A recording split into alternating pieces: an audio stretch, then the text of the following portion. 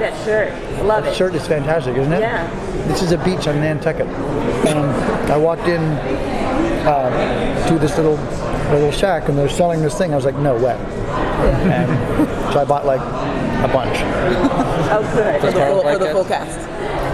Got one for Carlos, and then if they treat me nice, maybe they'll get a shirt. Okay, you got to get them all wearing it and take a picture. If they treat me and nice. post it. It depends on their behavior. They can't just be rewarded and given things. They're semi-famous. It's like, like when people keep giving gifts. It's like, you know what? Now you have money. Go get your own Diet Coke. So I know you're not sure. I'm sure you're not allowed to say what type of Harrison you're playing this season, but can you at least I can tell you. You can tell us. Can you tell us how many? Oh my. 3,000 this season. 52. It will be more than one. But okay, hang on a second.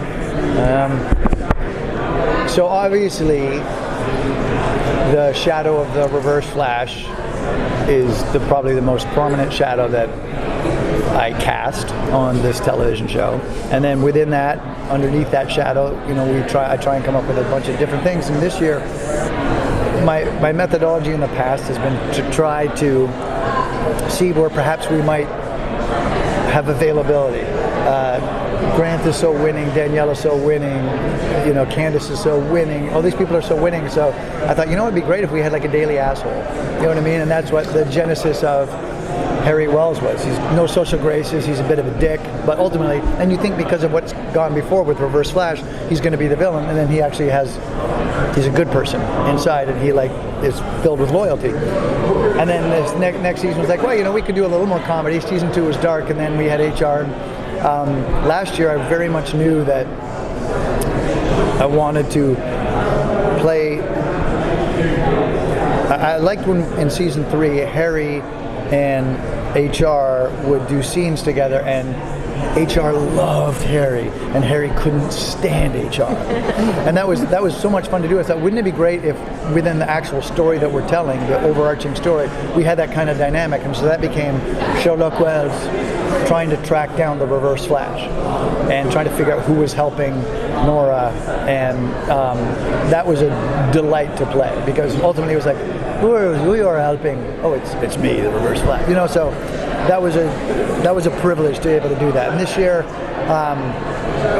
year the guy will be a swashbuckling, bit of a rogue, bit of an adventurer, living a life of intrigue, possible deceit, and maybe a little sensuality. That sounded pretty good, actually, when I just threw that out there. I just made that up, and I was like, not bad, kid. And is it coming sooner or maybe later? Yes. That's all you get. Okay. Fair enough. Thank you. You're welcome. I feel like the direct answer. I like your shirt, by the way. Yeah. As an actor, of all the Wells you've played, what's been the most fun or most challenging for you? That table asked me, what's the question you dislike the most? Oh, no. I win. No.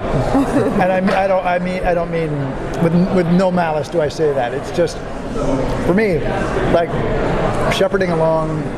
First off, being on a show that's run more than 3-4 episodes is a privilege, right? And I think I approach it with a little bit of a different perspective than some of the younger castmates, only because I know how rare this is and how fleeting this will be. And even though it seems like a long time, the show will be over and done and in the rearview mirror for all of us, and there'll be another thing, and so I think you want to be grateful for what you have, and the ability to be on a long-running show and also create multiple characters as opposed to just playing Sam Malone on Cheers, which is genius if you get that opportunity, to be able to play the Reverse Flash, which is the Joker to the Batman, and to also invent a number of 17, I think by lost count, someone told me, different Wells is like, that's, when you want to talk privilege, that's really like a definition of privilege for me. I'm just really grateful for it.